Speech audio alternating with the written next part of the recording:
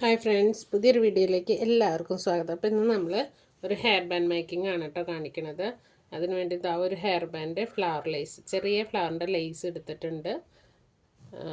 ചെറിയ pearl Bede എടുത്തിട്ടുണ്ട് കേട്ടോ. ഇനി നമുക്കതെങ്ങനെയാണ് ഉണ്ടാക്കണമെന്ന് നോക്കാം. ആദ്യം നമുക്ക് ഈ ഫ്ലവർ ലേസിനെ ഈ ഹെയർ ബാൻഡിലേക്ക് ഒന്ന് സ്റ്റിക്ക് ചെയ്ത് കൊടുക്കണം. അപ്പോൾ ഞാൻ ഇവിടെ ഗ്ലൂ ഗൺ വെച്ചാണ് സ്റ്റിക്ക് ചെയ്യണത്. ചെറിയ രീതിയിൽ ഇത് മെൽക്കി ഗ്ലൂ ആക്കി കൊടുത്തിട്ട്, ഒരുപാട് കട്ടിക്ക് ഗ്ലൂ നിൽക്കുന്ന രീതിയിൽ എടുക്കരുത്. ചെറിയ രീതിയിൽ നൈസാക്കിയിട്ടാക്കി കൊടുക്കുക.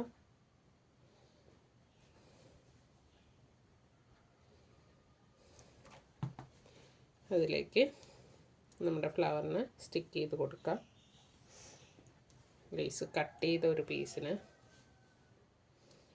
എടുത്തിട്ട് സ്റ്റിക്ക് ചെയ്തെടുക്കുക.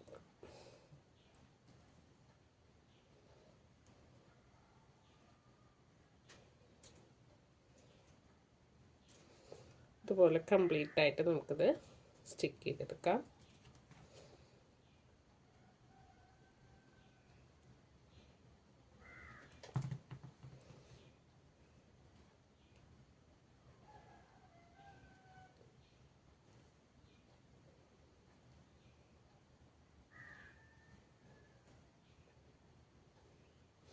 നമ്മളിതാ ലേസ് ഇതിലേക്ക് ഹെയർ ബാൻഡിലേക്ക് കംപ്ലീറ്റ് ആയിട്ട് സ്റ്റിക്ക് ചെയ്തെടുത്തിട്ടുണ്ട് കേട്ടോ.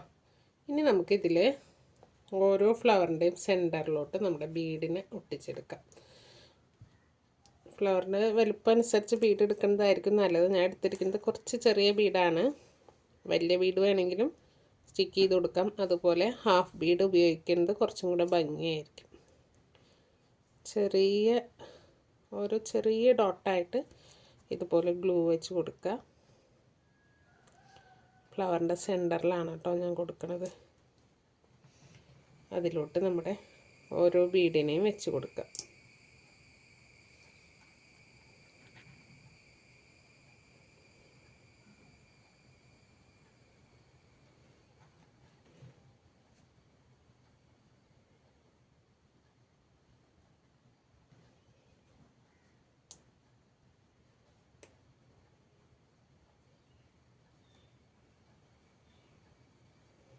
നമുക്ക് എല്ലാം ഒട്ടിച്ചെടുക്കാം.